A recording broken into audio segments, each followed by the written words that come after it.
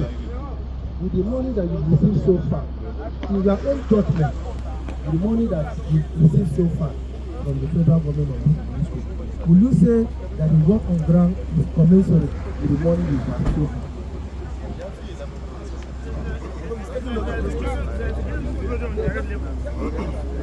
Mr. Chairman,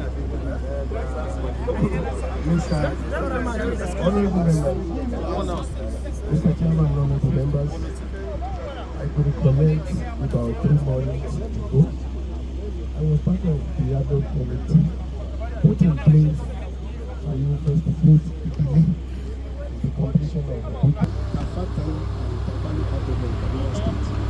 So those are the 3 questions.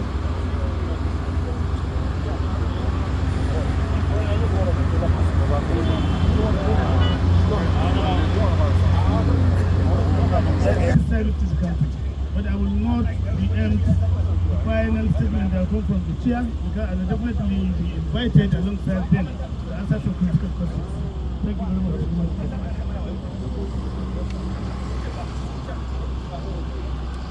The question is based on what you said, that this contract was awarded about 2017.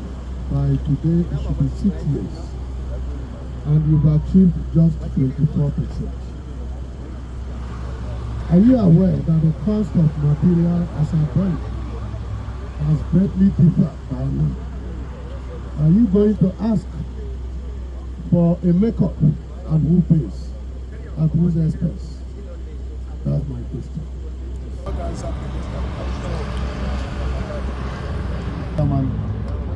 My humble and honorable colleagues, our secretariats, our contractors, and our host directors from the ministry, good afternoon.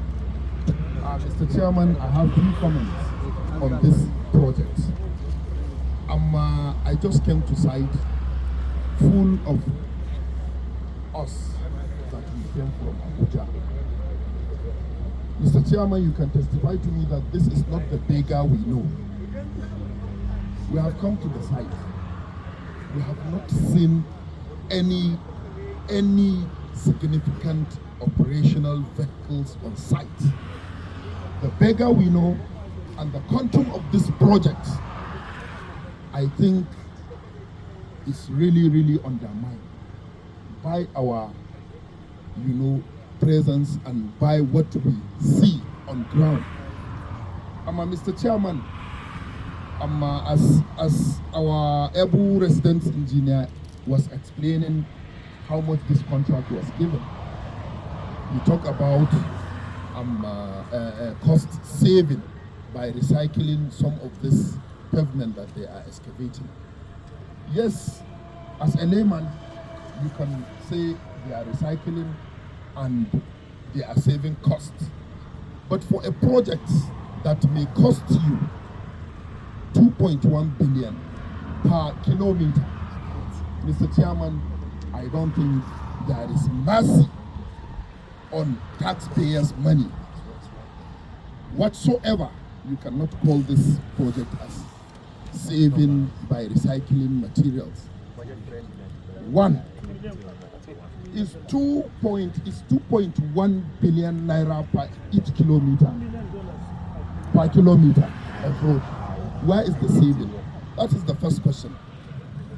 The second question, Mr. Chairman, I would like to have further clarification from our Abu Zonal Director that all those certificates they have released to sovereign fund for payment to those contractors should be furnished to your office so that at least we can match them with the available document and see, do they have any hinge in terms of that fund releases? If they do, so they might have some excuses on delay on this project. And thirdly, Mr. Chairman, I want to urge all of us, most especially the client minister, to know that this project is a national project. is the major project that connects Abuja with almost 12 northern states. So we cannot take this project for granted. We are talking of 12 states out of 36, almost a quarter of a state, 15 states from the nation.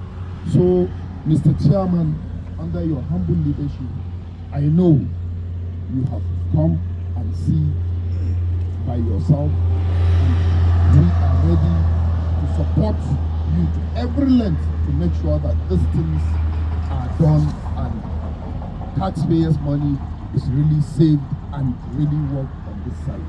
Thank you very much. Thank you very much, honorable colleagues. You've echoed my thoughts, so I'm not going to repeat the things that you've mentioned.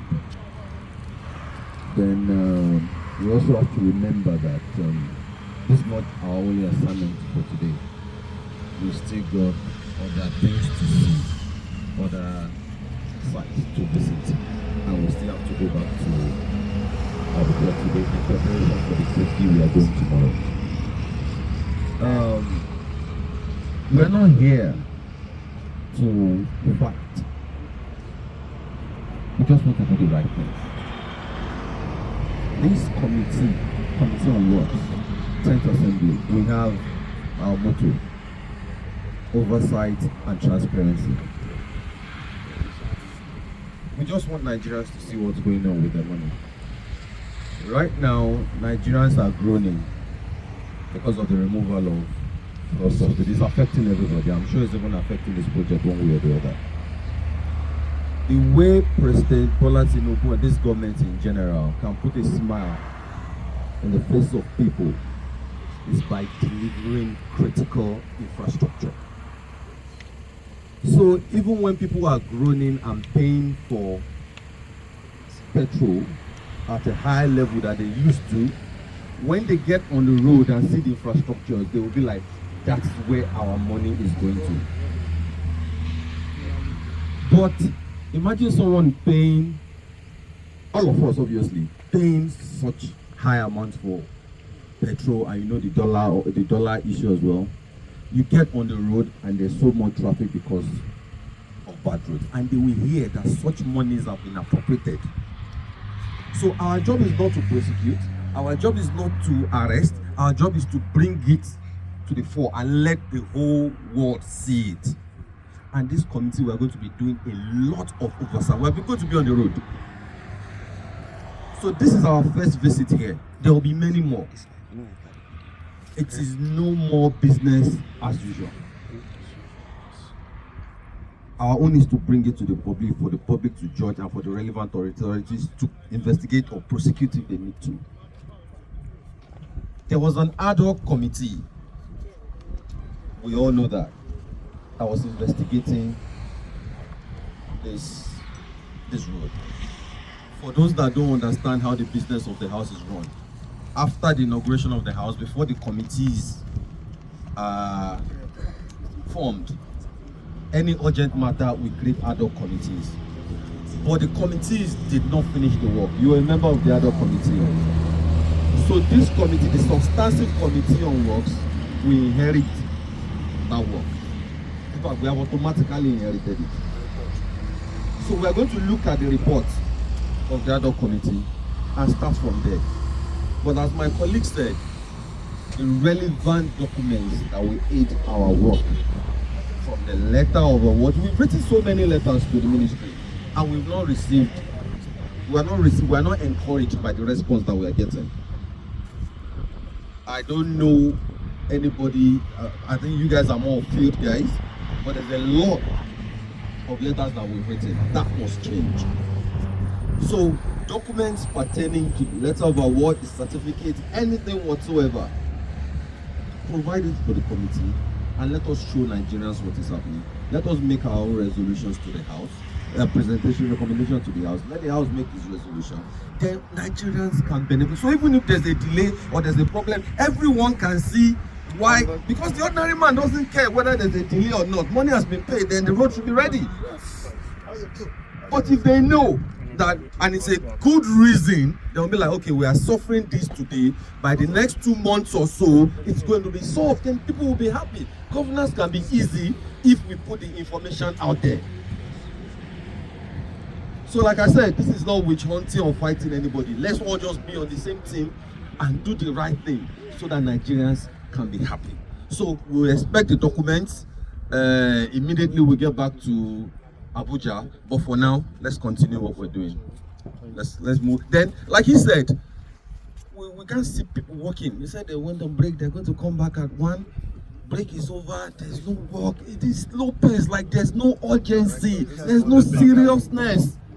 We're not happy, but that will come. That will come. That will come during further meetings, further consultations. That will come. We can't deal with all that today. That will come. We must get to the root of this thing, and Nigerians must enjoy the dividends of the subsidy that they're having to go through. So let's move forward and go to other points. We still have other places to go. Thank you.